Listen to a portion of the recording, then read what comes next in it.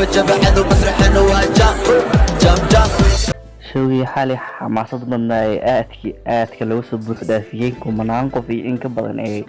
soo xaadirtay runtii showgaas ninka CK Sharon Boy ayaa la sheegayaa runtii inuu showga ugu rikoorka fiican runtii abid muqdisho lagu qabto inkastoo dad badan hal banaanka lagu celiyay dad badan runtii ee showga ka soo qayb galeen aad masraxa loo u ruuxay CK Sharon Boy CK ayaa rikoor aan caadi ahayn ka haysto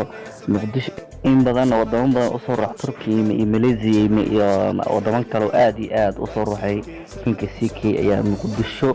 oo runtii dad badan kulliga taageeriis inta badan CK family ay joogaan runtii showgaas xalay ayaan caadi ahayn inaba caadi u dhacay showgaas oo showgii ugu xamaasada badan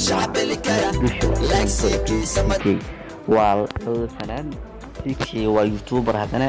fanaan ku darsaday oo in badan sanadkiiba show iska qabsado taageeriisaba Sharon Boyna waa iska fanaan runtii inaba muqdisho xamaasad weyn ku leh runtii showgaas ayaa show aan loo kala harin inaba kinka CK oo sheegay showga inuu mid kale isna ku qaban doono inkastoo xalay dad badan ay ka buuxsantay oo sheegay in uu koonis ku qaban doono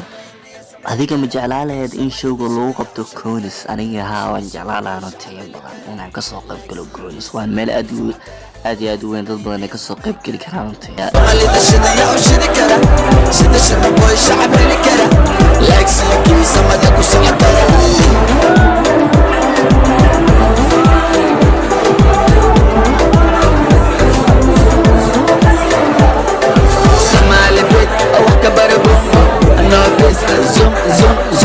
سيدا أم سلطان نوتان